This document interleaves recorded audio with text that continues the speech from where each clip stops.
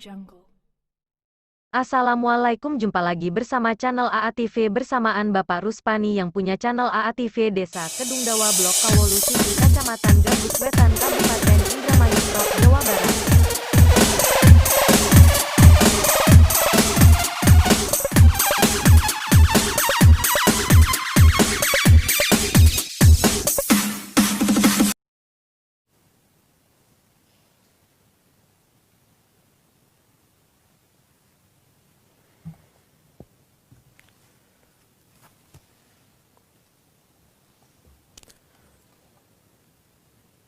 Assalamualaikum warahmatullahi wabarakatuh. Bapak, Ibu, saudara-saudara sebangsa setanah air, pagi tadi saya telah memimpin rapat terbatas secara virtual tentang Undang-Undang Cipta Kerja bersama jajaran pemerintah dan para gubernur. Dalam undang-undang tersebut terdapat 11 klaster yang secara umum bertujuan untuk melakukan reformasi struktural dan mempercepat transformasi ekonomi. Adapun klaster tersebut adalah urusan penyederhanaan perizinan, urusan persyaratan investasi, urusan ketenagakerjaan, urusan pengadaan lahan, urusan kemudahan berusaha, urusan dukungan riset dan inovasi, urusan administrasi pemerintahan, urusan pengenaan sanksi, urusan kemudahan pemberdayaan dan perlindungan UMKM, urusan investasi dan proyek pemerintah, serta urusan kawasan ekonomi. Dalam rapat terbatas tersebut, saya tegaskan mengapa kita membutuhkan Undang-Undang Cipta Kerja. Pertama, setiap tahun ada sekitar 2,9 juta penduduk usia kerja baru, anak muda yang masuk ke pasar kerja, sehingga kebutuhan atas lapangan kerja baru sangat-sangat mendesak. Apalagi di tengah pandemi, terdapat kurang lebih 6,9 juta pengangguran dan 3,5 juta pekerja terdampak pandemi COVID-19. Dan sebanyak 87% dari total penduduk bekerja memiliki tingkat pendidikan setingkat SMA ke bawah, di mana 39% berpendidikan sekolah dasar. Sehingga perlu mendorong penciptaan lapangan kerja baru, khususnya di sektor padat karya. Jadi, Undang-Undang Cipta Kerja bertujuan untuk menyediakan lapangan kerja sebanyak-banyaknya bagi para pencari kerja serta para pengangguran. Kedua, dengan Undang-Undang Cipta Kerja akan memudahkan masyarakat, khususnya usaha mikro kecil, untuk membuka usaha baru. Regulasi yang tumpang tindih dan prosedur yang rumit dipangkas. Perizinan usaha untuk usaha mikro kecil UMK tidak diperlukan lagi, hanya pendaftaran saja. Sangat simpel. Pembentukan PT atau perseroan terbatas juga dipermudah. Tidak ada lagi pembatasan modal minimum. Pembentukan koperasi juga dipermudah. Jumlahnya hanya 9 orang saja. Koperasi sudah bisa dibentuk. Kita harapkan akan semakin banyak koperasi-koperasi di tanah air. UMK, usaha mikro kecil yang bergerak di sektor makanan dan minuman, sertifikasi halalnya dibiayai pemerintah, artinya gratis. Izin kapal nelayan penangkap ikan misalnya, hanya ke unit kerja Kementerian KKP saja. Kalau sebelumnya harus mengajukan ke Kementerian KKP, Kementerian Perhubungan, dan instansi-instansi yang lain.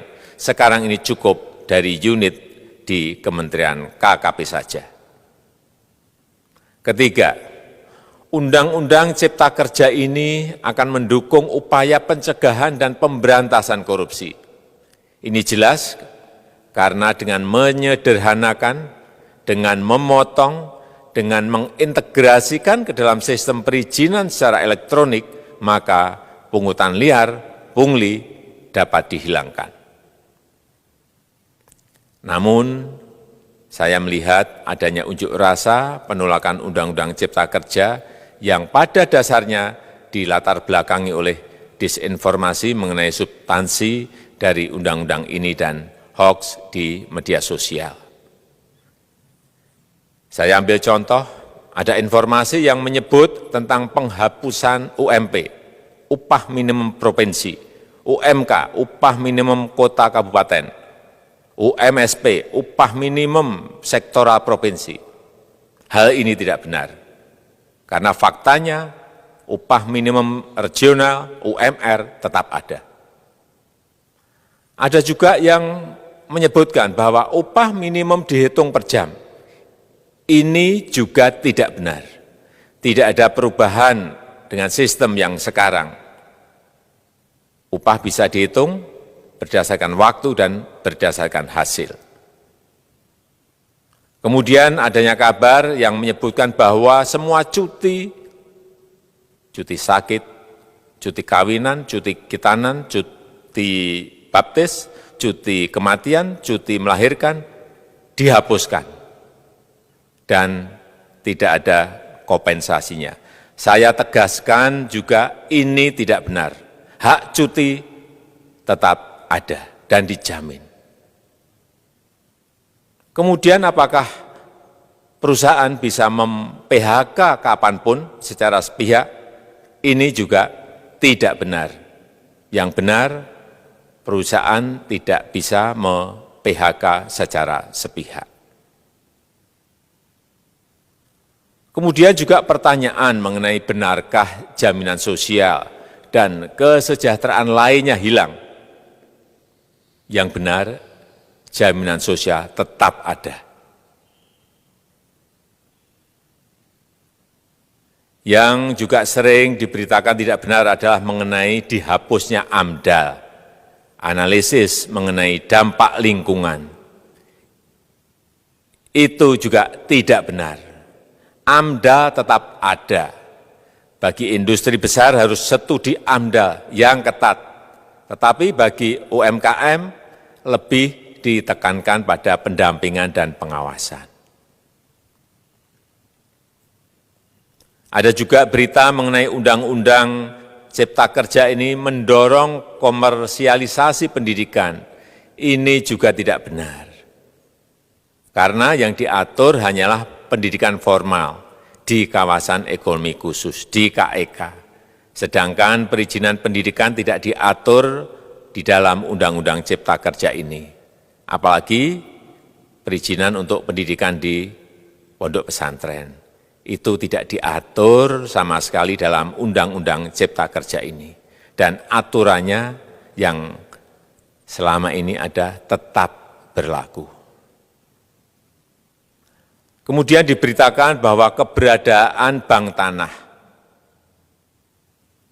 Bank tanah ini diperlukan untuk menjamin kepentingan umum, kepentingan sosial, kepentingan pembangunan nasional, pemerataan ekonomi, dan konsolidasi lahan serta reforma agraria.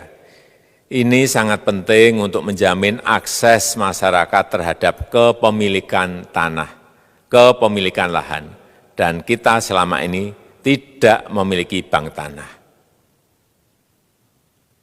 Saya tegaskan juga bahwa Undang-Undang Cipta Kerja ini tidak melakukan resentralisasi kewenangan dari pemerintah daerah ke pemerintah pusat. Tidak ada.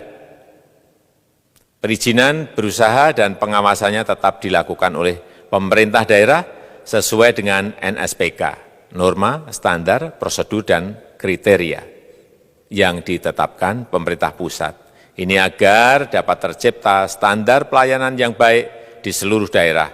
Dan penetapan NSPK ini dapat nanti akan diatur di dalam PP atau peraturan pemerintah. Selain itu, kewenangan perizinan untuk non-perizinan berusaha tetap ada di Pemda, sehingga tidak ada perubahan. Bahkan kita melakukan penyederhanaan, melakukan standarisasi jenis dan prosedur berusaha di daerah. Dan perizinan berusaha di daerah diberikan batas waktu. Ini yang penting di sini.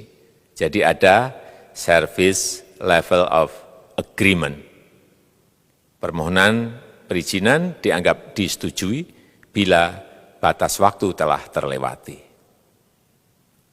Saya perlu tegaskan pula bahwa Undang-Undang Cipta Kerja ini memerlukan banyak sekali peraturan pemerintah atau PP dan peraturan presiden atau Perpres. Jadi setelah ini akan muncul PP dan Perpres yang akan kita selesaikan paling lambat 3 bulan setelah diundangkan. Kita pemerintah membuka dan mengundang masukan-masukan dari masyarakat dan masih terbuka usulan-usulan dan masukan dari daerah-daerah.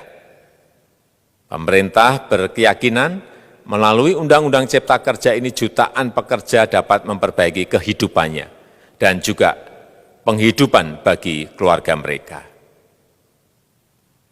Dan kalau masih ada, jika masih ada ketidakpuasan terhadap Undang-Undang Cipta Kerja ini, silahkan mengajukan uji materi atau judicial review melalui MK, Mahkamah Konstitusi. Sistem ketatanegaraan kita memang mengatakan seperti itu. Jadi, kalau masih ada yang tidak puas dan menolak, silahkan diajukan uji materi ke MK. Saya rasa itu yang bisa saya sampaikan pada kesempatan yang baik ini. Terima kasih. Wassalamualaikum warahmatullahi wabarakatuh.